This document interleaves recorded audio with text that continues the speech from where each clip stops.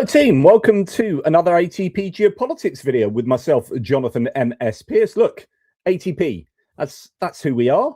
We're all this together, we're a team. Welcome to another ATP Geopolitics video. It's another live stream. I am off to watch the rugby in a wee while. We're at a friend's house, and so I'm squeezing out a live. I've just recorded a video that is pertinent to this live stream. In fact, it's kind of the foundation of this live stream, and I'm going to release that then now. I would have released it obviously straight away, but I'm doing this live.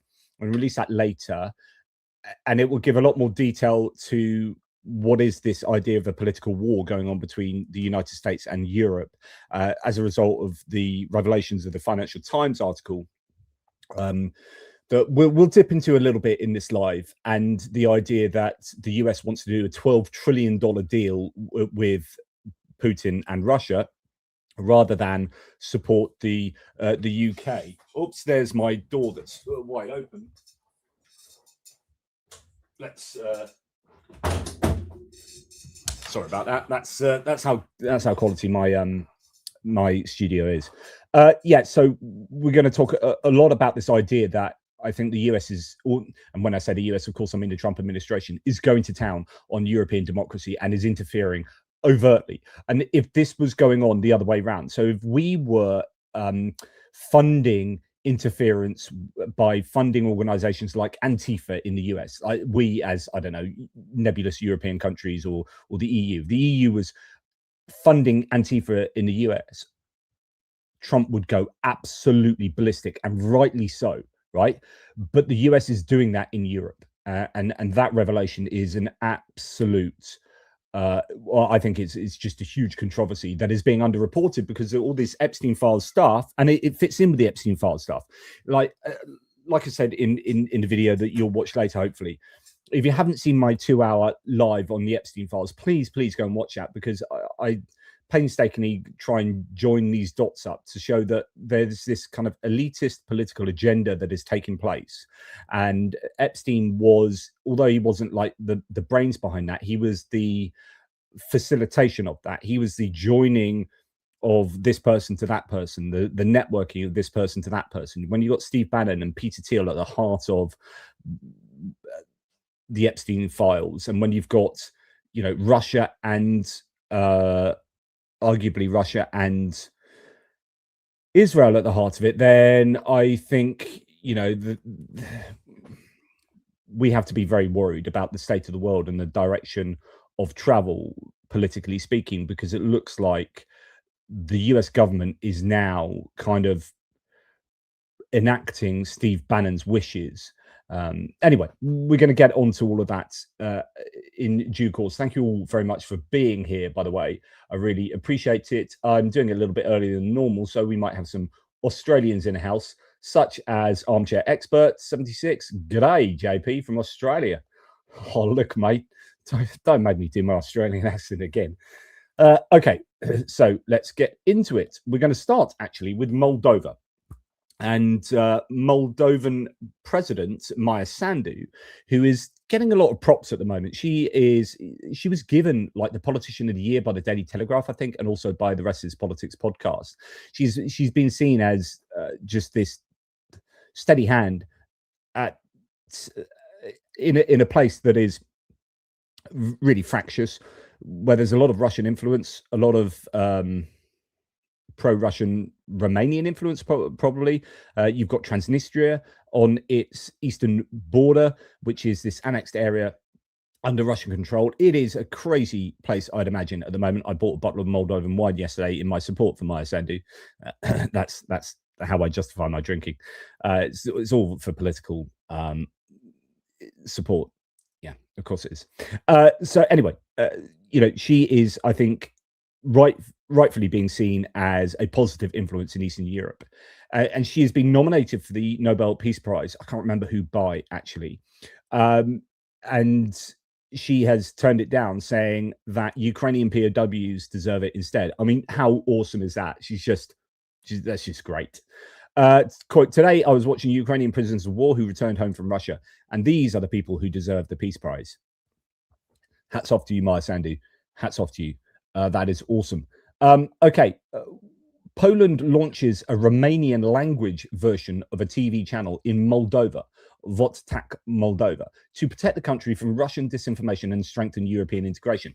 This is brilliant and exactly the sort of thing I've been yearning for years. I keep talking to you about how we are not fighting, we in the West are not fighting the information war in the same way that Russia is. So Russia is spending $1.5 billion on disinformation campaigns, predominantly in Europe. Meanwhile, the US is pulling back on cyber and disinformation warfare itself by defunding or closing down departments or scaling back. It is absolutely the wrong direction the US is going in. It's almost like they're trying to allow Russia to prevail, right? And Europe is looking at what Russia is doing and is all too slowly, I think, reacting to this. And I don't know if this is an EU thing or whether it's Poland just on their own, but funding a TV channel to fight Russian propaganda to hopefully provide pro-European, like informative propaganda, not disinformation, but positive information. If that's what this is all about, then I'm all for it. This is a really, really good thing. Oh, I need to get back to you. I'm sure you've given me a message, James from Wine Ukraine. I need to have a chat with you, do a live with you, James. Let's do that. Let's do that sooner rather than later this week. Okay, so that's really good news. I love to see this. Now, EU's proposed 20th sanctions package is just about to take form. Well, it has taken form. It's just about to be implemented.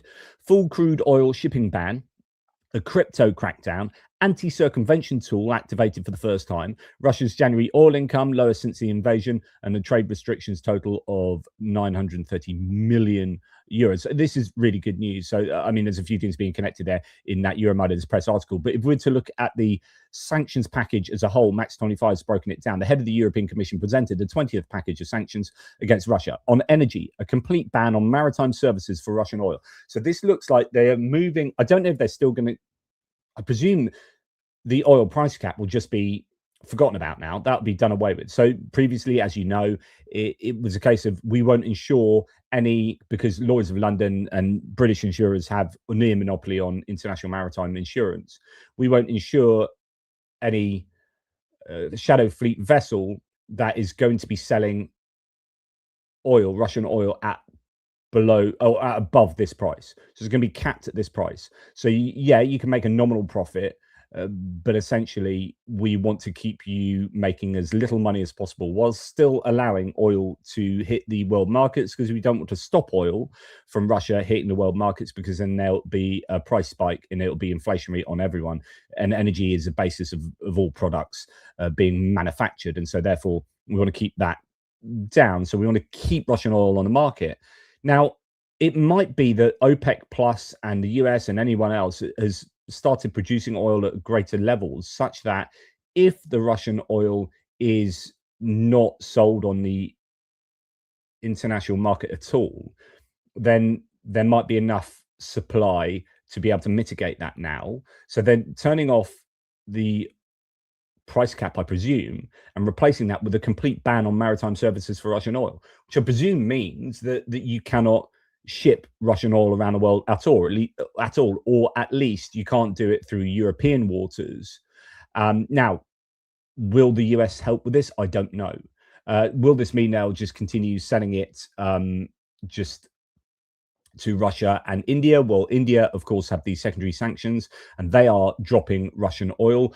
Apparently, China is now effectively, it's a buyer's market from China's point of view, and they are buying Russian oil at real knockdown prices because India's not, no one else is buying it, and they need to shift a huge amount of Russian oil, the Russians, and so they are selling it at these knockdown prices. Anyway, a complete ban on maritime services is definitely a shift up in gears there for the Europeans. Another 43 vessels have been added to the list, a shadow fleet list of sanctioned vessels, now 640 long, that list. So that is good too. Restrictions on the purchase of tankers, so even buying these tankers to become members of the shadow fleet is going to be looked at, and I presume that's going to hit places like Greece, Cyprus, Malta, those kind of nations, particularly Greece, that help out with the Russian shadow fleet. Addition to the ban on the imports of LNG from Russia. Then in finance, sanctions against 20 regional banks of the Russian Federation. That's going to hurt. Strikes against cryptocurrencies, companies and platforms that help circumvent sanctions, hopefully really closing those loopholes. Restrictions on banks in third countries that facilitate illegal trade with the Russian Federation. Yes. Trade and export issues include new export bans from rubber to tractors and cybersecurity, import restrictions on metals, chemicals, and critical minerals, additional restrictions on goods for the Russian military, ammonia quota, and anti-circumvention tool activated for the first time. I don't know what that looks like, but sounds good. For the first time, they're going to have anti-circumvention tools in place. This sounds good. This sounds exactly what we want to see from a European point of view. So good stuff there. Okay, in order for Ukraine to accede to the EU, they have to jump through a bunch of hoops. It's all pretty normal stuff. They have to align themselves in a regulatory manner with the EU. And obviously, they're going to need to do that before joining the EU, because it's very difficult to say, right, you've got into the EU, now you need to change this. And then they can slow walk changing things like, agricultural regulation. The EU will say, no, you need to jump through that hoop before you join the EU.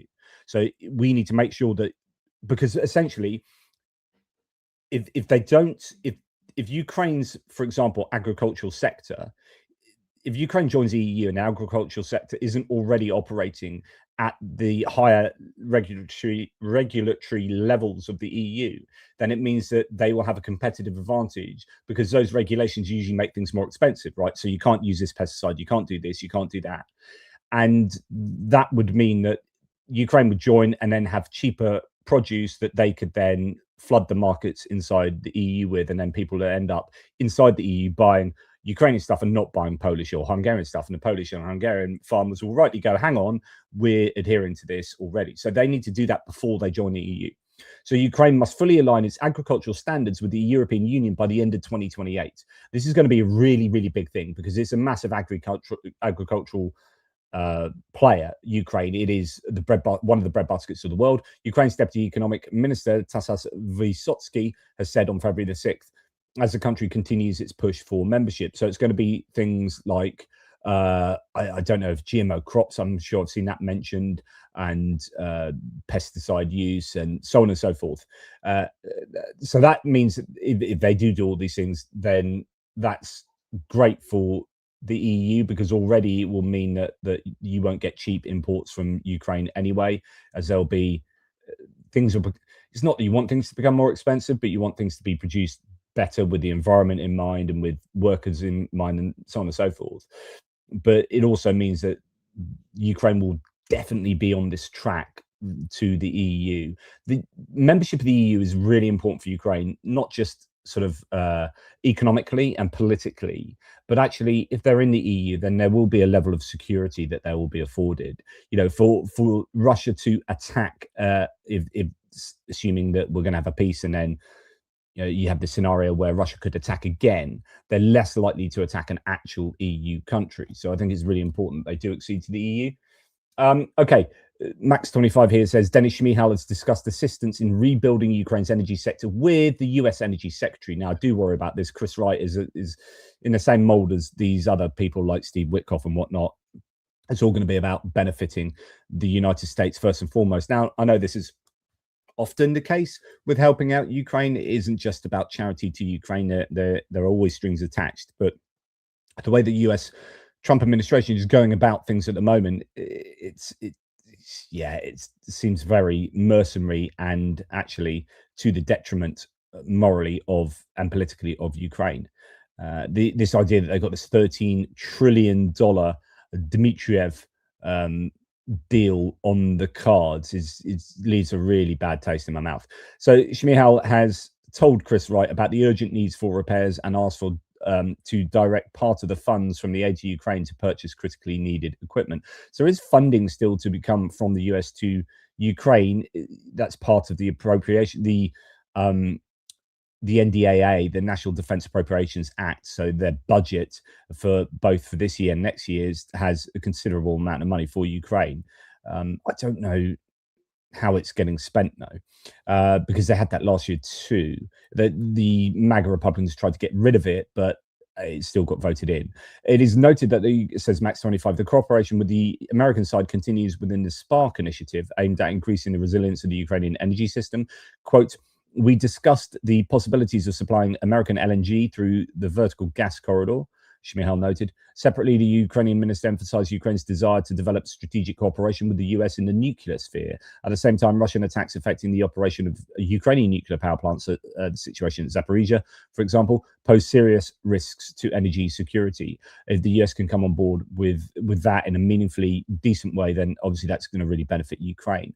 But you know, always in the background of our mind is this kind of transactional nature that Steve Witkoff is illustrating. Ukrainian intelligence has learned of $12 trillion economic cooperation agreement between the US and Russia. This was revealed by Zelenskyy himself during a meeting with journalists. These agreements, with which the president referred to as the Dmitriev Package, could raise issues related to Ukrainian sovereignty and security. Zelenskyy emphasized that Ukraine will not support any agreements that violate the Ukrainian constitution, particularly the recognition of Crimea as Russian territory. So it looks like the US not only wants to rush a deal with Ukraine before summer because they're worried about the midterm elections and they want to commit all of their attention to domestic issues going forward. So they really want to rush through a deal between Ukraine and Russia. But of course, that benefits Russia as it's all hastily rushed through. It will be to the benefit of Russia. And at the same time, behind it all is this idea that they're just seeing dollar signs in their eyes. The Witkoff and Kushners of the world and Trump seeing dollar signs in their eyes, thinking, oh, $12 trillion economic cooperation agreement, which I think was presented by Dmitriev, as in this is the Russian idea, but they know what floats Trump's boat. And that is just promises of stupendous amounts of money with very vague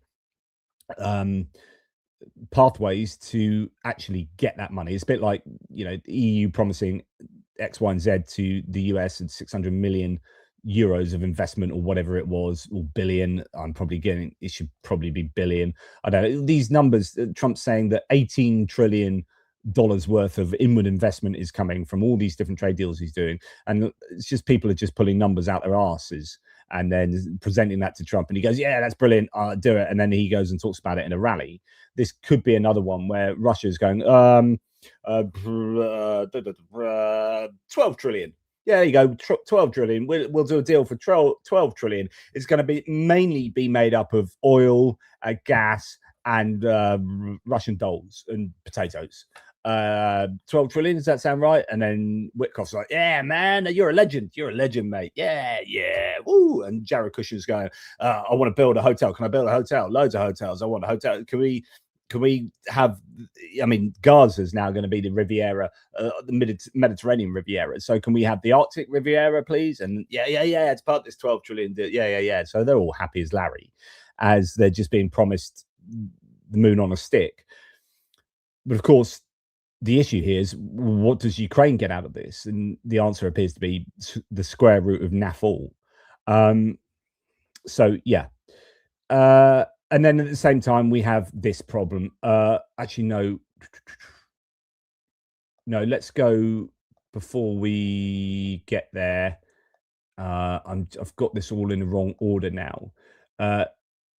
Right. So then we're going to go to, in fact, no, we'll go here next. We'll go here next, and then we'll go back to all the stuff to do with European militaries and whatnot. So naturally next, and this is what my video that you will see hopefully is mainly about, is this Financial Times article. Okay, it's the US government is to fund MAGA-aligned think tanks and charities in Europe. So senior State Department official Sarah Rogers traveled to European cities in December and has spoken to key figures in Nigel Farage's Populist Reform UK party about deploying grants to spread American values. This is a real issue. And some of the quotes inside this is that basically there's a slush fund to basically disrupt. And essentially, the US is just trying to get AFD, Rassemblement National, Reform UK, and any other far-right populist movement into power in Europe to destroy the European Union unity, so that I presume the US and Russia can come along and pick up the pieces. There's no individually, if the EU falls apart, individual countries don't have the power to stand up to American big tech or American bullying economic practices. And here we have just massive over interference in European politics, EU, British. We have moneyed, well, we have government individuals meeting with the far right and then giving money to far right, scare quotes, charities and organizations and political movements. And at the same time, and I don't have this here, but I'll talk about it in my other video, we are hearing news from the Germans. So this is just absolutely staggering. The Germans tried to meet, I don't know when this was, when it's back in January, or I think it was January. Germans tried to meet the Americans in Washington, I presume at the White House or somewhere. And the Americans, the Trump administration, refused to meet with left-wing coalition partners. They refused to meet with the SDP. So the former government, the former coalition government was SDP, was it the Liberal Party, and then the Greens, that traffic light coalition, red, yellow, green. And then there's this new coalition between the SDP and the CDU. And the American administration refused to meet SDP, refused to meet the kind of center-left coalition partners and the Greens. And they only would agree to meet the CDU, Christian Democratic Union, who are in power with the SDP at the moment, and AFD. So the German government then called off talks with the Americans because the Americans refused to meet with the left. And then the AFD apparently has met unilaterally on their own with the Trump administration. So the Trump administration, instead of meeting with the official German government, refused to meet with them because they didn't want to meet with the left wingers or the center left, and instead met with the AFD. And meanwhile, the German government actually went and met with individual political movers and shakers in Washington, but not with the American government. So you've got a situation where the American government is funding far right in Europe, and is then refusing to meet anyone but the far right, and is therefore politically aligning themselves with the far right. And we're going to see this with Viktor Orbán in a minute. This is absolutely astonishing. I'm sorry, this is like one of the most important things going on. I mean, you can actually tie this together with Steve Bannon and the Epstein files, and exactly what Peter Thiel and Steve Bannon are vying for, which is the populist right to win over in Europe. And then they can take advantage of that from their own point of view, or it's ideologically what they want anyway. So Jay in Kiev here says every far-right pro-Russian party in Europe will now receive millions in US taxpayer funds. So you, as a US taxpayer, are funding right-wing organizations in the EU and the UK. You're paying for that as an American citizen. But this is barely news. Like Mandelson shouldn't be talked about in the UK at the moment. It should be about stuff like this, like stuff that's really affecting us right now and going forward. Mandelson is important. There is an investigation, and they've raided his houses and whatnot, and that's all good and proper. We need to be well aware of what's going on under the radar. Alexander Jokic says the US State Department plans to fund MAGA-aligned think tanks and charities in Europe to promote right-wing values and challenge perceived free speech threats, the Financial Times reports. So senior official Sarah Rogers met right-wing groups in London, Paris, Rome and Milan and discussed grants with Reform UK figures linked to Nigel Farage. The initiative ties to US 250th independence celebrations and targets laws like the UK's Online Safety Act, and the EU's Digital Services Act. So yet again, American foreign policy is aligned with big tech and what they want, in favor of US tech capital. European allies view it as blatant interference, while Reform UK remains cautious over ties to unpopular Trump initiatives. They'll take that money, mark my word. Right, so this is political war. I'm sorry, it is political war. Mariska Den Ilden says the US State Department Intelligence Agency are now boosting the same groups Russia backs in Europe. Same playbook too, inflate the migration issue and link it to the EU. So this is what we saw from the Epstein files as well. This is a push to break up Europe. It's time for the EU to boost independence groups in Russia and the US. But yeah, absolutely incredible. US national security strategy released last year called for cultivating resistance to the continent's current trajectory. So it fits in with their national security strategy. The document warned that mass migration and censorship of free speech could lead to civilizational erasure. So they are trying to fight against that. They don't like the direction of travel in Europe. Marvin Bauman says Europe needs foreign agents laws that ban US influence and money from European politics. The US have degenerated to a pathetic new low. The destruction of the EU and split up of Europe is US foreign policy now. We need to defend ourselves, keep them out, prepare sanctions. So you are starting to see then Europe start to get defensive about the United States. And this is exactly what China and Russia want. This is absolutely insane what's going on here. Who would have thought this would be the state of play 5 years ago? I mean, this is why Greg Terry, a Republican through and through, the other day on my live said, do you know what? I've got to a point where bring back Biden. Biden was better than this. And he was. There was no way this would be happening under Biden. It just would not be happening. Anthony Blinken wouldn't be doing this, right? So you can be whatever political persuasion you like, but I'm sorry, if you are supportive of the Trump administration, you are supportive of the US going to political war with Europe. And it's that easy. And then not going to political war with Russia, since they're trying to appease Russia and trying to do a $12 trillion Dmitriev Package deal with them.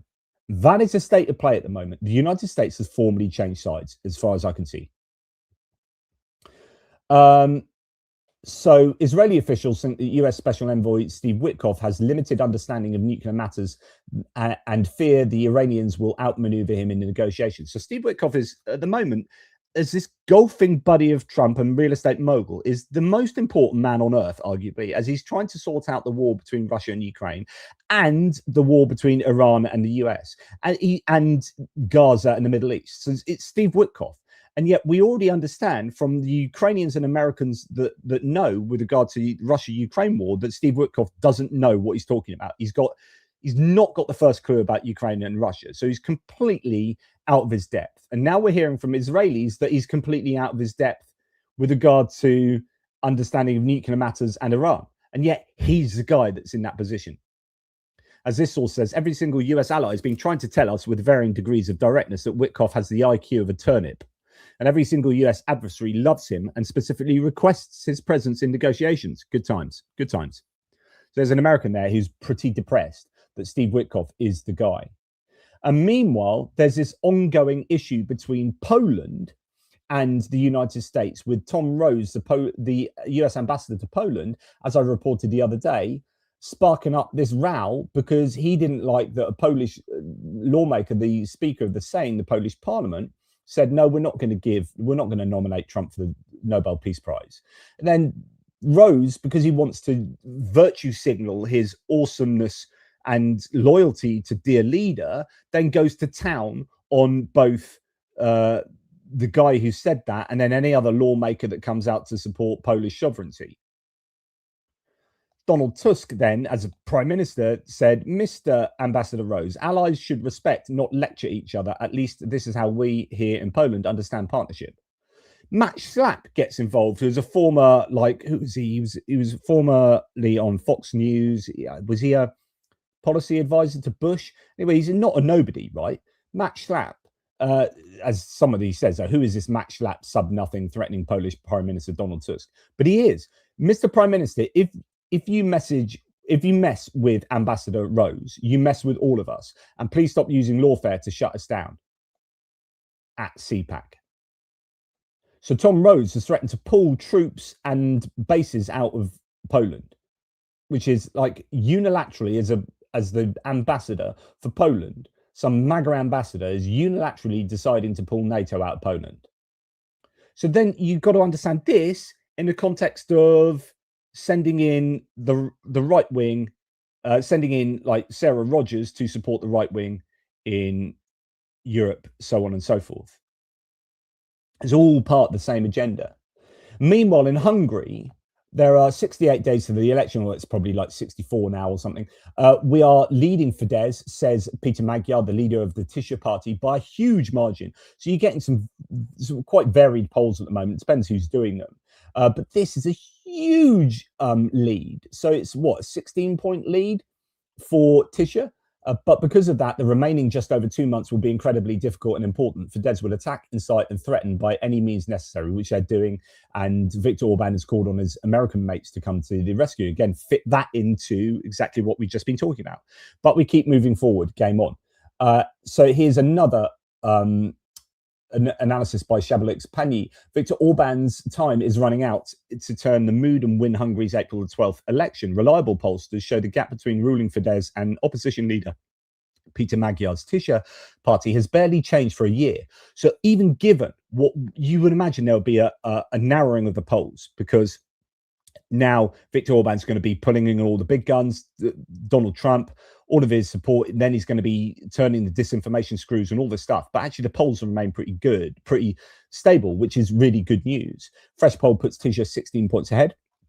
Then we have this one. So Europe elects an IDEA poll, Tisza on 48, Fidesz on 38, which is 10 points. But actually that has moved 1 point better for Tisza and 1 point worse for Fidesz. So actually that's obviously a different poll that had a much closer margin previously, but that is then getting bigger as well. So yeah, Jay and Kiev is pretty bullish about this. Orbán is going to get destroyed in April, but of course it depends how much you can cheat, and that's exactly what we're probably going to see in the midterms with regard to the United States. Hungary's Russian-backed Viktor Orbán is robbing the EU blind, meanwhile, and leaving the debt to all of the debt to the Hungarian state. So, I mean, this is going back to July of 2024, but this has continued ever since. Like, there's so much corruption there. So Orbán has these huge villages. He's got a zoo. His family are like gajillionaires, and it's all on the back of EU money, really, and corruption. In Viktor Orbán's country, villas are being built with EU funds. On paper, this is a crash, but not a single child was ever seen here. 550,000 from the European taxpayers to this nice home in the suburb of Budapest. So, you know, that kind of thing has been going on. Obviously, the EU are going to be onto this, and they are withholding lots of cash from Viktor Orbán's Fidesz government. But it's not looking good for Fidesz, as, you know, you're seeing, for example, this. So here's a typical poster, billboard poster from Fidesz showing Ursula von der Leyen and Zelenskyy, this idea that, you know, the EU and Ukraine are all the bad guys and I am the good guy. Viktor Orbán, I'm fighting for you, for Hungary. We don't want our money going to the EU. We don't want our money going to Ukraine.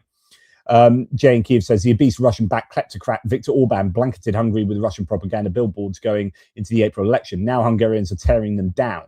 I don't know how widespread that is, but that's certainly good to see. So anyway, then we join the dots here with, okay, the big guns. So not only is the Trump administration supporting the far right across Europe in terms of funding, this slush fund for nefarious organizations, but he's now openly endorsing candidates, which seems to be now the done thing. The US is like, we want AfD to win. We want, you know, these guys to win. We want these guys to win. And it's okay to do that now. Highly respected Prime Minister of Hungary, Viktor Orbán, this is what Trump is saying. Highly respected Prime Minister of Hungary, Viktor Orbán, is a truly strong and powerful leader with a proven track record of delivering phenomenal results. He doesn't. It's the most corrupt nation in the EU. It's got the worst performing economy. So Trump is just lying, or he doesn't know what he's talking about. Probably both. He fights tirelessly for and loves his great country and people, just like I do for the United States. If you're comparing yourself, Trump, to Viktor Orbán, you're comparing yourself to the most corrupt leader who is beholden to Vladimir Putin. I think your comparison is pretty bloody apt. I think if you think I am just like Viktor Orbán, or Viktor Orbán is just like me, that's probably the most accurate thing you've said in a year. Because both of you are freaking corrupt. You are absolutely corrupt. Both of you are beholden to Vladimir Putin for one reason or another. Just like I do for the United States of America, Viktor works hard to protect Hungary, grow the economy. No, he doesn't. Create jobs. No, he doesn't. Promote trade. No, he doesn't. Stop illegal immigration and ensure law and order. Relations between Hungary and the United States have reached new heights of cooperation and spectacular achievement under my administration, thanks largely to Prime Minister Orbán. I look forward to continuing working closely with him so that both of our countries can further advance this tremendous path to success and cooperation. I was proud to endorse Viktor for re-election in 2022, and I'm honoured to do so again. Viktor Orbán is a true friend, fighter and winner, and has my complete and total endorsement for re-election as Prime Minister of Hungary. He will never let the great people of Hungary down. President Donald J. Trump. Now, you and I, like, surely, even if you're quite pro-MAGA or Republican, surely you understand that Viktor Orbán is not a good guy. Right? In Europe, he's not a good guy.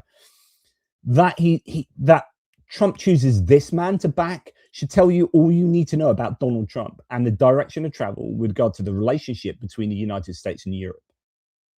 He never endorses anyone that's interested in free and fair democracy.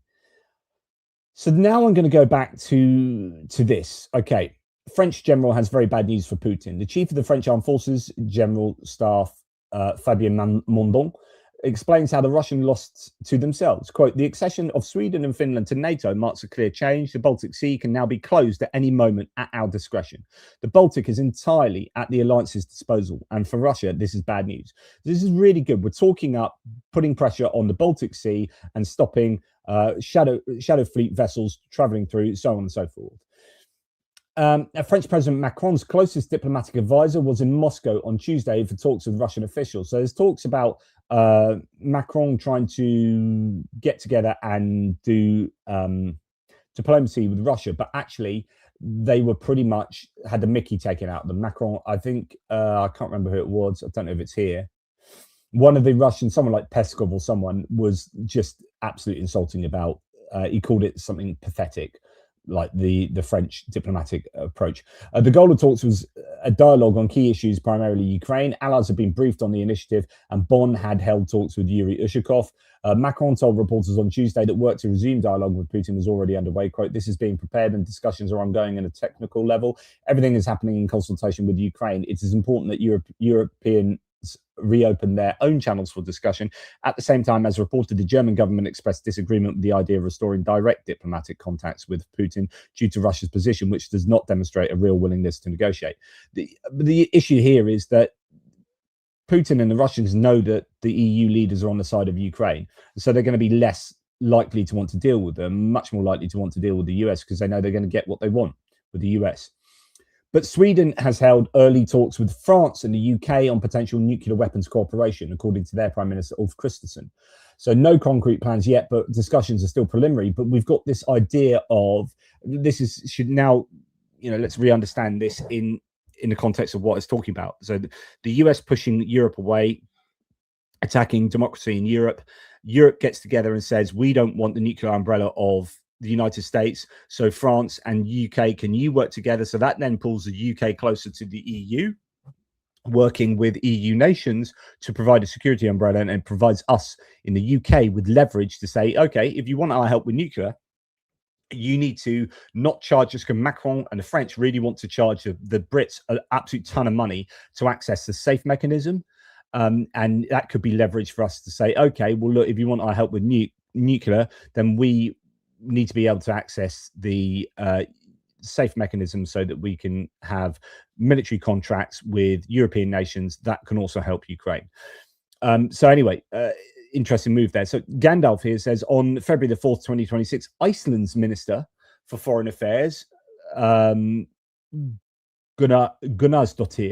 posted on X, Nordic friends patrolling the skies over and around Iceland. Warm welcome to close ally Sweden on their first NATO air policing mission in Iceland. A clear sign of how Sweden's NATO membership has deepened our defence cooperation and contributes to our collective security. Thank you, Sweden. End quote. So this marks the deployment of six Jazz 39 Gripen fighters and approximately 110 personnel from Sweden's Skaraborg Air Wing F7 to Keflavik Air Base. The mission runs from early February through mid-March 2026. It is the 55th NATO rotation for Icelandic air policing, as Iceland has no standing air force and relies on allied rotations for peacetime airborne surveillance, interception, and airspace security, particularly crucial in the high north and strategic GIUK gap. Sweden's participation highlights strengthened Nordic defence ties post-accession, building on contributions from allies like Norway, Denmark and Finland. French A330 MRTT tankers supported the transit with aerial refuelling en route, showcasing broader NATO interoperability. The point of me mentioning this is that Iceland is thanking Sweden. Sweden and Finland have joined NATO. They are definitely benefiting NATO. NATO is stronger as a result. At the same time, the US has gone rogue. And we're getting at this European, here we have Iceland thanking very, I think, poignantly or pointedly thanking Sweden and European nations for helping out with their security. This is a kind of like a bit of a loving for Europeans here. And I just see it in the context of being wary about the unreliability of the United States as a member of NATO. And talking about which, we have the Norwegian Prime Minister, Støre, so is it Jens Gahr Støre? Anyway, I looked Trump in the eyes and said, so this is after Trump said NATO gives us nothing, we give everything to NATO, but they don't do anything for us. He said, I looked Trump in the eyes and said, 100 kilometers from my border is the world's largest nuclear arsenal. It is not directed against me. It's not directed against Norway. It's directed against you, Trump, in your nation. So we monitor those submarines and we share it with you. It is plain wrong to say NATO gives nothing in return. Collective security is not a charity. It is made out of self-interest. We will strengthen our own defense. In the coming years, there will be less more in many sectors because there has to be more on strengthening our defense and rebuilding our naval defense. So basically, he's saying, look, we do an awful lot. We do things that you probably don't realize, right? But we are the ones looking over the nuclear arsenal that are right next to our border, and it's pointed at you. We're looking at their submarines in our waters that are protecting that northern corridor, so on and so forth. But yeah, so there you go. Anyway, I think that the broader point here is that we are just seeing this division between the United States and Europe, unfortunately. Now, billions in trains. The Daily Telegraph has revealed a secret route of Russian cash going to Tehran in Iran. As the publication found out, Russia, bypassing sanctions, is secretly supplying Iran and has done with cash worth about $2.5 billion. Trainloads of banknotes are among Kremlin's imaginative solutions to circumvent sanctions and keep ally afloat. According to the Telegraph, the state-owned Russian Pромsvязьbank made 34 large deliveries of funds weighing almost 5 tons over 4 months. The first shipments began a few days after US President Donald Trump imposed tough sanctions on Iran. This is very interesting because they don't have that cash to spare, particularly dollars. If it's going in dollars, that's going to be hurting Russia. That's going to be hurting Russia, taking 2.5 billion and giving it to Iran. What are Iran giving Russia in response? I don't know. Just a couple of little economic markers here that I thought were worthy of note. It looks like German manufacturing has turned a corner. So there's been a lot of focus, economically speaking, on Germany's flatlined economy. For the last 5 years, they've been struggling. Then you've got a change of government. And I think, and I've said before, that I think they are doing what the UK is also trying to do, which is try and stimulate the economy with support for Ukraine through military industrial complex investment and orders and whatnot. And actually, you're looking at manufacturing now starting to go up. I think the car industry is having a slightly better time. I think German electric cars are doing okay at the moment. They're selling more than American electric cars at the moment. There's some new figures that came out. Not that it should be compared to America, but there was just one data point I saw. Here is the index of new orders in manufacturing, and it is going up. That is a really significant uptick there, and that's good news. So German manufacturing could have turned a corner. And it's interesting here as well. Good news about the British economy too, where UK productivity grew more in the last year than in the previous 7 years combined. Of course, you don't hear about this because everyone's trying to crucify Keir Starmer at the moment over Mandelson and the Epstein files, because our media, even the BBC, is completely anti-Starmer. I just don't get it, and it really annoys me. in the last year than in the previous 7 years combined. The productivity pickup is genuinely good news. The UK economy badly needed it, and we've had issues with productivity for a long time, and that is definitely really good news. So, there are some interesting signs of green shoots of economic prosperity, and I wonder whether the US pushing Europe away. I mean, it's slightly different with the UK because we're outside the EU, and I keep talking about how that makes us in a really vulnerable position. But I wonder whether, say, Germany and other European nations can actually really benefit from inward investment. So you started to see nations not invest in the American stock exchange, but start to invest back in Europe. And you might see Europe try and look after its own a little bit more, and forget like free market ideals and be a bit more protectionist about the EU. And that might then benefit things like the SAFE project, the SAFE mechanism, to get people to borrow cheaply to spend on their own defense, but then putting the pressure, as French are doing, put the pressure to make sure that that money gets spent within Europe. Then that money sloshes around Europe, money multiplies, and that's a stimulant for the economy, or the economies in the EU. Now, again, how does the UK fit into that? And we need to be getting closer to Europe just for economic reasons. Yeah. So, and the other thing that's going on at the moment, and this is again trying to connect everything. So we've had the national security strategy seeming to be fulfilled by Sarah Rogers going and having this slush fund and going around Europe and paying for right-wing charities and groups and whatever.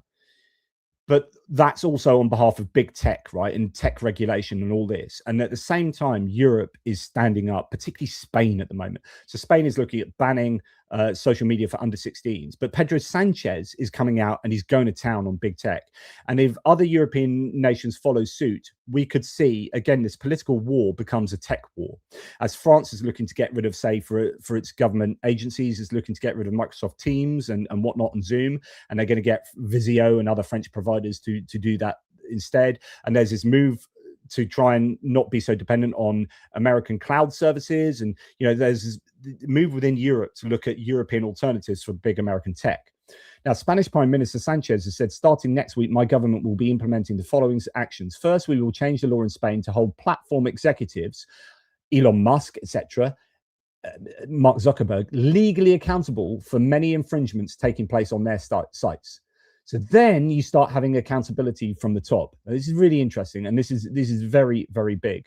In fact, I'm going to, if you don't mind, I'm just going to take some time to read you what he says here.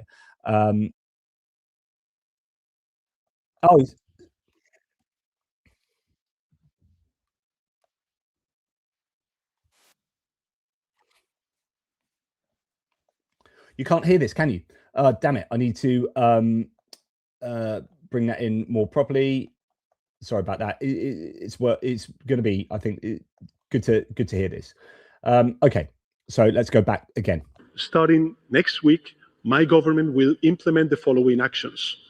First, we will change the law in Spain to hold platform executives legally accountable for many infringements taking place on their sites. This means that CEOs of these techno platforms will face criminal liability for failing to remove illegal or hateful content. And for that, we governments need to stop turning a blind eye to the toxic content shared under their watch. Second, we will turn algorithmic manipulation and amplification of illegal content into a new criminal offense. Disinformation doesn't appear by itself. It is created, promoted, and spread by certain actors. We will go after them as well as after the platforms whose algorithms amplified the disinformation for profit. No more hiding behind code. No more pretending that technology is neutral. Third, we will implement a hate and polarization footprint, a system to track, quantify, and expose how digital platforms fuel division and amplified hate. For too long, hate has been treated as invisible and untraceable. But we will change that, developing a tool that will provide the basis for undertaking future penalties, because spreading hate must come at a cost. A legal cost, of course, a financial cost, and a moral cost that platforms can no longer afford to ignore. Fourth, Spain will ban access to social media for minors under the age of 16. Platforms will be required to implement effective age verification systems, not just checkboxes, but real barriers that work. Today, our children are exposed to a space they were never meant to navigate alone. A space of addiction, abuse, pornography, manipulation, violence. We will no longer accept that. We will protect them from the digital Wild West. Fifth and last, my government will work with our public prosecutor to investigate and pursue the infringement committed by Grok, TikTok, and Instagram. We will have zero tolerance on this matter, and we will defend our digital sovereignty against any form of foreign coercion. That all is amazing. That last point is to me is like the key. My government will work with our public prosecutor to investigate and pursue the infringement committed by Grok, TikTok, and Instagram. We will have zero tolerance on this matter, and we will defend our digital sovereignty against any form of foreign coercion. Starting next. Honestly, this is music to my ears. I've been calling for this kind of robust approach. And yeah, you can argue that there'll be freedom of speech infringements, but you know, protecting our young people, I think, is super important. I know firsthand the damage of social media to young people. I've got children, and you know, it is, you know, it's something that schools deal with. I've been a governor at schools. I've taught. I associate, you know, I've still got loads of people involved in education and as friends, and this is just an ongoing issue. It really is. So that is remarkably important. Now check this out. This is the Spain's Deputy Prime Minister Yolanda Díaz. I have left X. That network is a place of hate. We are not vassals of Elon Musk or Trump. So they are going for it, the Spanish, and I expect Europe to a wider Europe, other countries in Europe to follow suit. I know the UK are looking at a digital ban for under 16s. I know that France, you know, Emmanuel Macron's big on this kind of stuff. We need to protect our young people, but we need to protect our populations from disinformation. Like, goodness me, we know how, you know, you and I, we know how much disinformation is a problem concerning the war in Ukraine and concerning European politics and American politics and all politics. Right. I just want to, talking about disinformation, I just want to highlight this. And was it not that, so Trump spoke at the prayer breakfast the other day, which is something presidents do, except it was just a big mess. And I think he even like called out pastors in the audience who were Democrats and like singled them out and said, I don't know how you can be a Democrat and a pastor or whatever.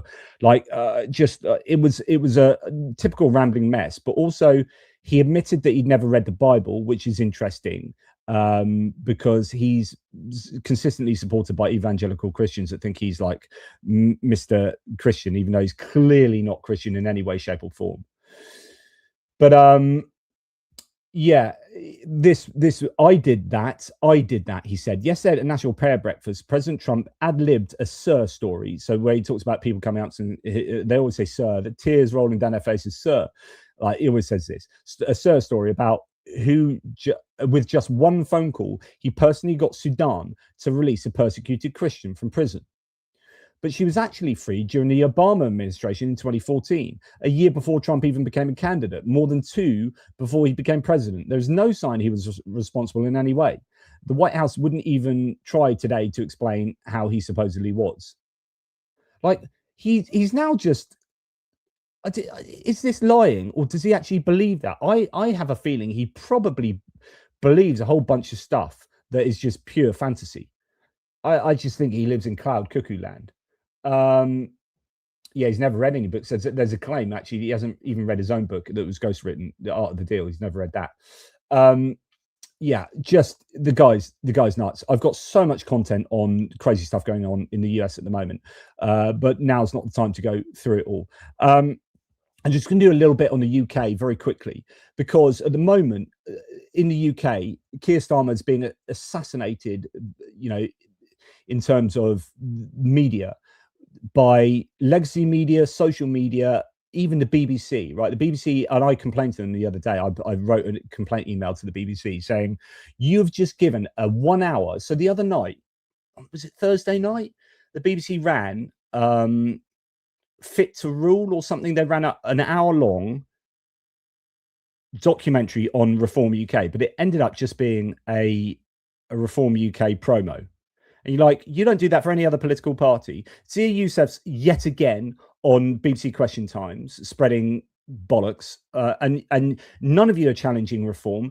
And you've got people coming out saying Keir Starmer should be sacked because he appointed Peter Mandelson as ambassador to the US because Peter Mandelson lied to him about his connections to the Epstein files. Hang on, Nigel Farage knowingly made Nathan Gill the leader of Reform UK in Wales, and he had taken money from Russia as an actual traitor.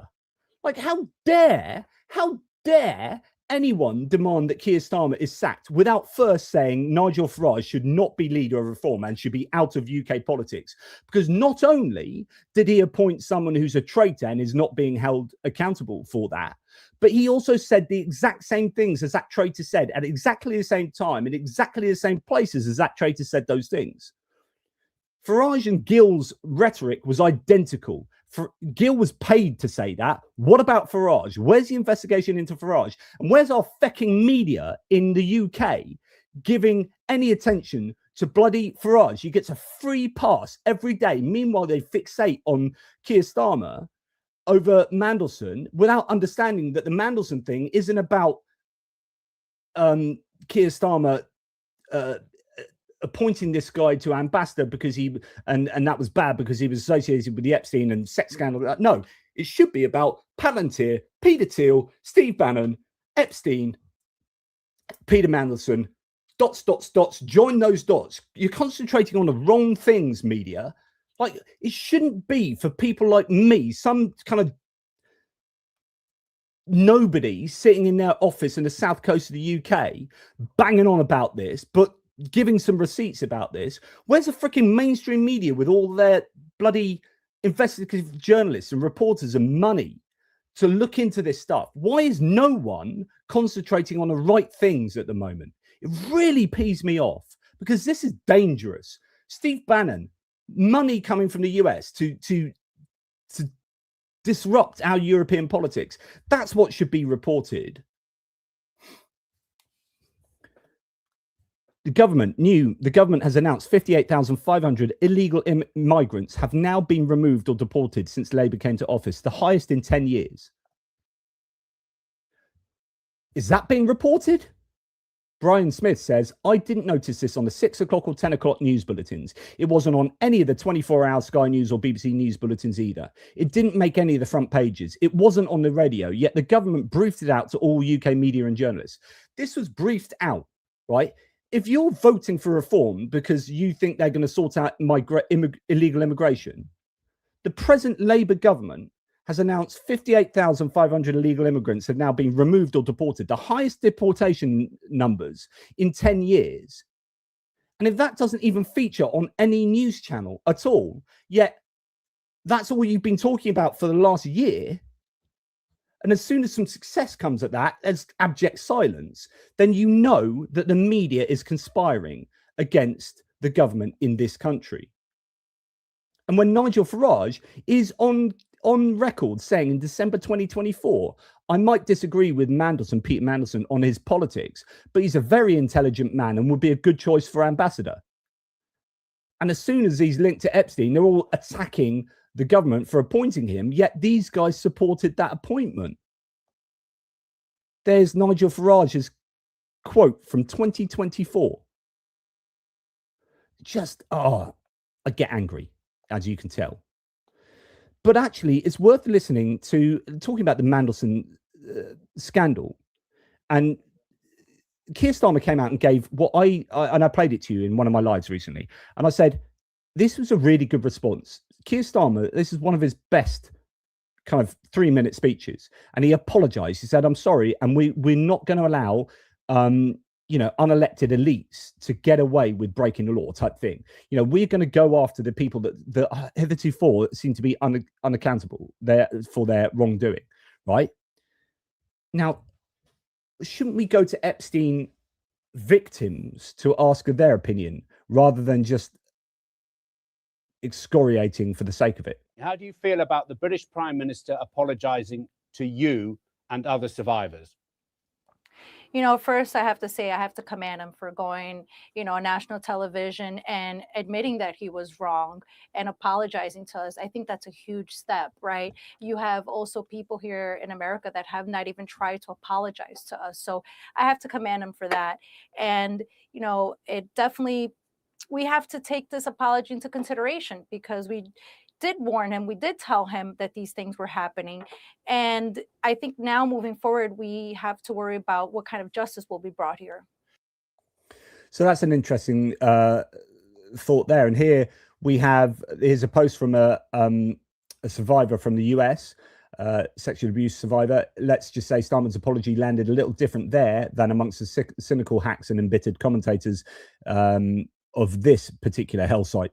I'm an SA survivor. I watched Prime Minister Keir Starmer's speech today. As a child, you always have this delusional idea someone is coming to rescue you. Any day someone will find out and they'll be angry, the right kind of angry, and they'll bring help, an army. You carefully tried to send messages to everyone, years waiting until hope dies. Today, very unexpectedly, Keir Starmer was that person to a child inside me I didn't know existed, still waiting. So much healing in a moment.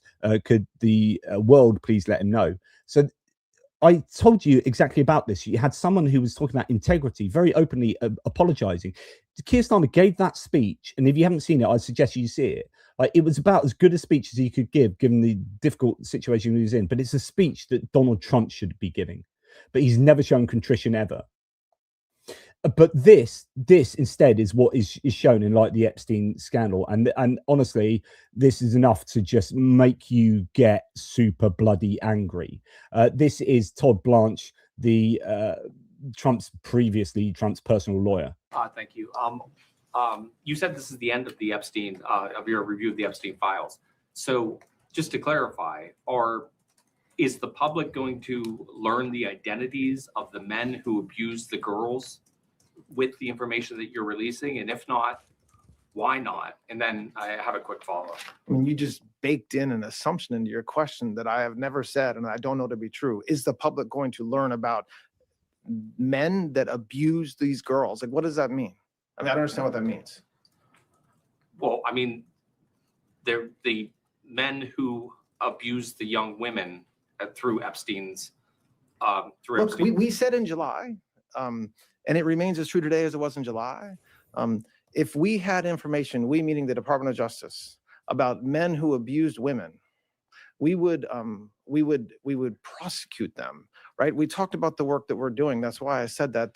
I said this earlier. There's this built-in assumption that somehow there's this hidden tranche of information of men that we know about that we're covering up or that we're choosing not to prosecute. That is not the case. I don't know whether there are men out there that abuse these women.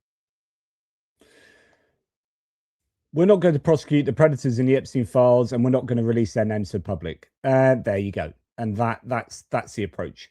I found this a very interesting interaction. So you've got two, and I can't talk to the accuracy of all of these claims, but you've got someone initially saying, here is a proof that Epstein was a Russian asset, and then showing that he wasn't a Russian asset, he was an Israeli asset.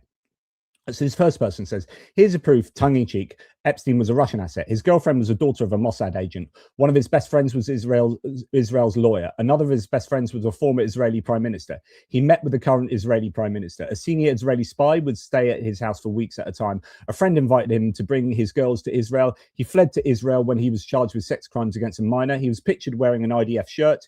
He was funded by pro-Israel fanatics. He worked for the Rothschilds. He donated to pro-Israel student groups. He was responsible for the Wexner Group's pro-Israel philanthropy. He supported Israeli settlement projects. His friends were all Zionists. He scathingly referred to non-Jews as goyim. He was involved in an Israeli diplomacy efforts. He brokered security deals for Israel. He aimed to profit from regime changes in the Middle East. A former Israeli intelligence officer said he ran a honeypot for Israel. His business partner confirmed he ran a honeypot for Israel. One of his victims confirmed he ran a honeypot for Israel. As you can see, all of this was done for the benefit of Russia. There is no other explanation. So this person says, stop banging on about him being an agent for Russia. He was an agent for Mossad in Israel. Look at all of this. And someone says back to him, and the reality is both, right? So it says, here's a proof that Epstein was an Israeli asset, tongue-in-cheek again, and then lists all the things that connects him to Russia. His girlfriend was Karina Shulyak, and she was Belarusian.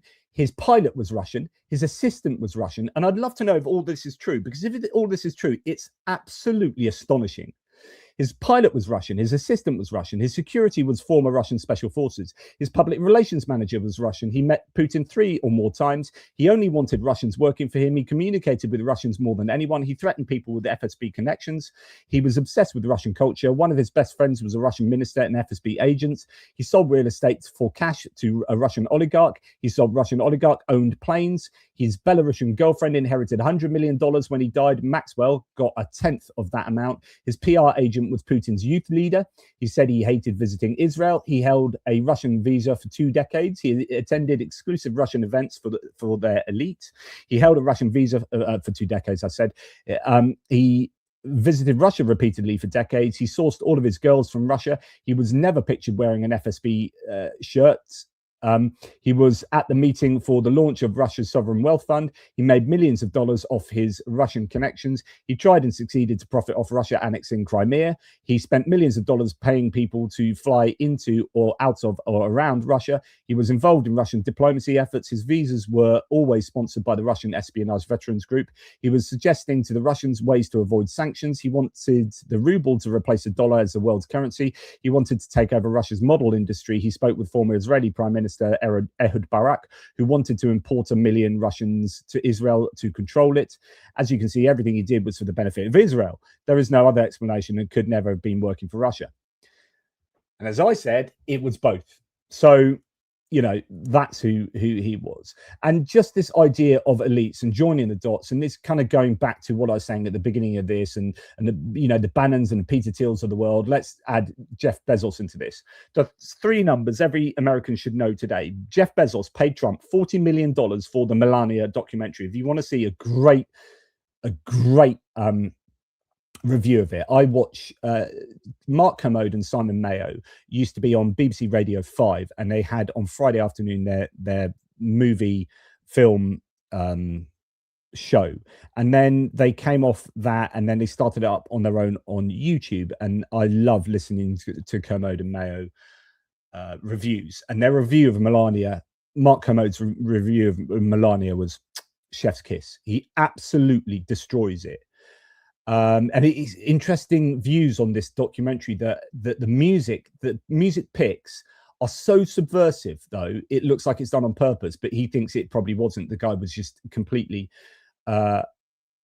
unknowing of this. But all the music choices, when you look at the lyrics for the songs, are completely like anti kind of Trump and Melania and what they're doing. But anyway, the person who made the Melania documentary is in the Epstein files. He was one of the perpetrators of the Epstein crimes. The guy who made that documentary. Anyway, Bezos paid $40 million to Trump for the documentary. And now Bezos saves $8 billion because of Trump's corporate tax cuts, while 17 million Americans lose healthcare. Corruption, plain and simple. And I think that's probably worth taking into account. And now we hear, just while we're on the subject of the Melania documentary, this is honestly insane, like something out of China and Russia. MAGA-aligned US military officers have reportedly been pressuring their troops to go and watch the Melania movie. And while Trump came out and produced that video, well, he didn't produce it. He reposted on True Social the video that included the Obamas as apes, and it was highly racist. And I did a video on this. He came out and first of all, he kind of denied it or downplayed it or said it wasn't a problem. Then there was all this backlash, including from Republicans, and rightly so. He then came out and said, actually, it was a staffer who posted it at 11:45 at night without my permission.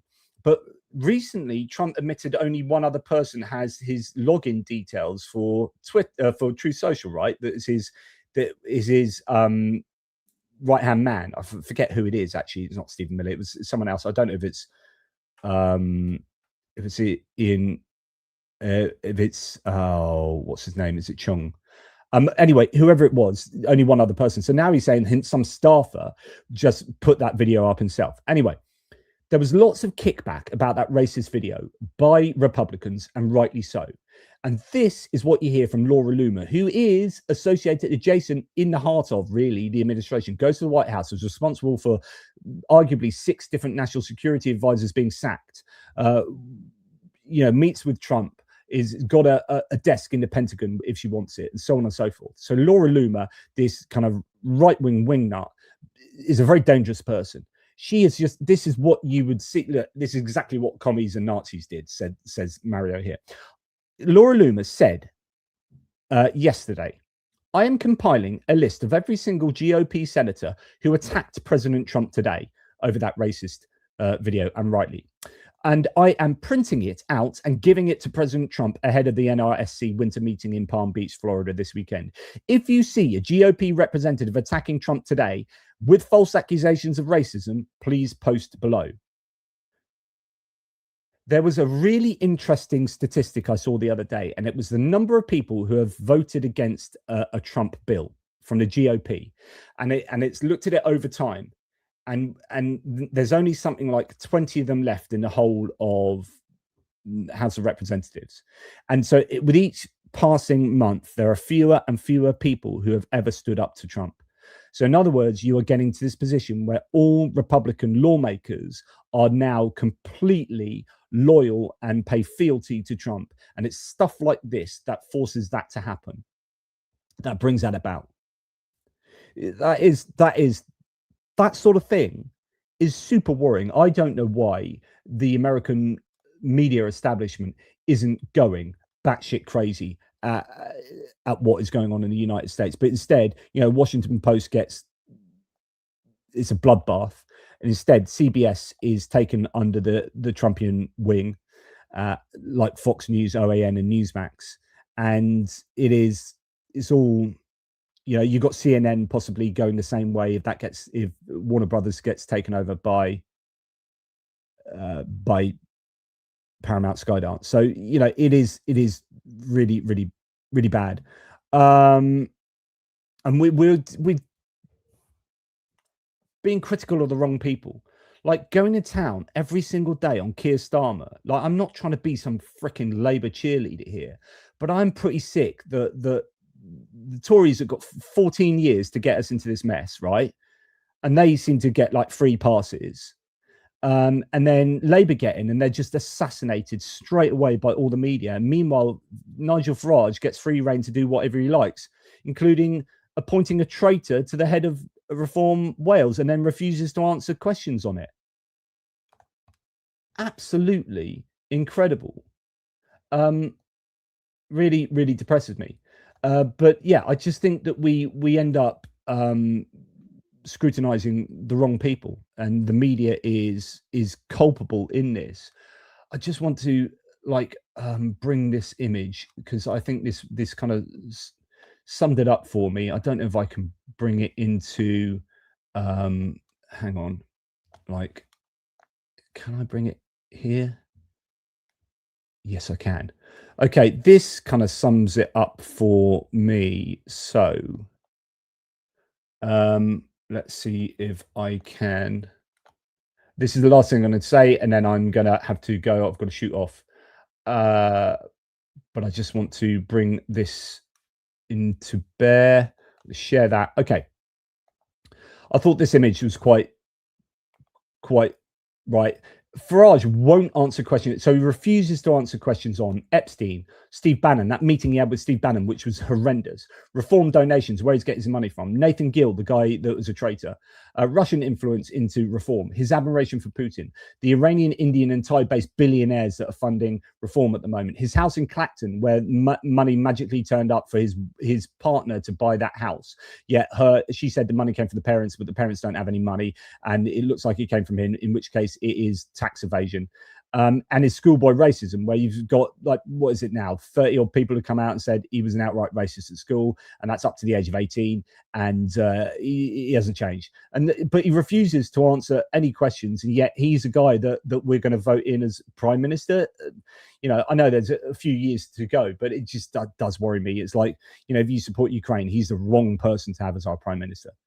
Just the wrong person. End of. That's it. Right. Yeah. So it's interesting hearing from people who've worked from him. There's someone the other day, I was reading an analysis of someone that worked with him in Europe, I think, saying that he got really angry at people that didn't. He was basically like a kind of mini dictator. Farage is very thin-skinned, according to one of his assistants when he was an MEP. Yeah. Exactly. Right. Anyway, that's enough of me ranting. Thank you to Stephen Bendal, Norwegian Love here. I hope no European bans on Russian oil and gas will be lifted if Taco gets his peace deal. That's what I am worried about. Yeah, we need to just keep the pressure on. Thank you so much to Richard Bennett. Really appreciate your support, mate. Thank you. And Zeb Carter, you guys are so often so supportive. So I really do appreciate that. Thank you. Keeps the lights on. It keeps me doing what I do here. And if you appreciate it, then thank you. And if you haven't subscribed to the channel, please subscribe to the channel. It makes a difference. I genuinely think YouTube doesn't like me. Like I have so many people complaining that my videos never appear on their feeds, or that they are unsubscribed, or that notifications don't turn up, or, you know, and I gain like about 2 subscribers a month or whatever it is, and not I'm in this for subscribers, but I do get frustrated if I think that I am being held back. And therefore there is this kind of distaste for, like, the truth about Ukraine, whatever the reasoning might be. It just really frustrates me. So if you haven't subscribed, please help out there. Yeah, you know, this is, I'm sure there's something going on here. I hunt for your videos. That shouldn't have to be the case. And so it's not because I want to be a big channel, but I look at other channels that started much smaller than me, and they're much bigger than me now, and I just think, how's that happened? Maybe I just suck. I probably just suck at what I do, but it's, yeah, I don't know. Just get a cat in the thumbnail. This is it. This is exactly what I need to do. More cats. I need to do more videos about cats. Yeah, it is long form. I basically, my videos are too long, Cheryl. I know this. Yeah, that is definitely one of my problems. Right. Okay. Thank you, everybody. I really appreciate you. Thank you for your support. Thanks for the mods. Thanks for the subscribers. Thanks for the members. Thanks for the super chatters. Thanks for those who support in all the other ways, like Ko-fi and Buy Me a Coffee. Ko-fi is the one that is a British-based system. Buy Me a Coffee is American. For those who are interested in that, and for all those who help me, thank you. I really appreciate you. Join the dots, guys. Join the dots. Look behind what's going on. Look behind the Mandelson thing and think, actually, really what was going on with Mandelson, Peter Thiel, Steve Bannon, etc. That's where it's happening. Take care. Big love. Toodle pips. And good luck, England.